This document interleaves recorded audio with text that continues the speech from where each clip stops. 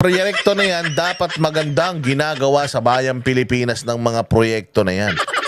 Kung hindi mo mabibigyan ng tamang budget, ibig sabihin, maaantala yung serbisyo na maibibigay sana sa tao. May mas importanteng bagay pa doon kaysa sa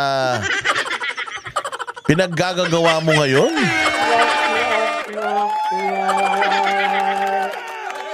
Grabe naman yun. So para kay Senator, walang kwentang usapan ito.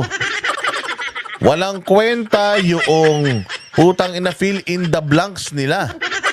Walang kwenta yung pagpapapirma nila sa mga kasamahan nila ng walang mga laman. Iyong mga line items. Ngayon, ang sinasabi niya, kung gusto nilang mag-aksaya ng panahon, magsampa ng kaso sa korte. Malaya sila. Wow!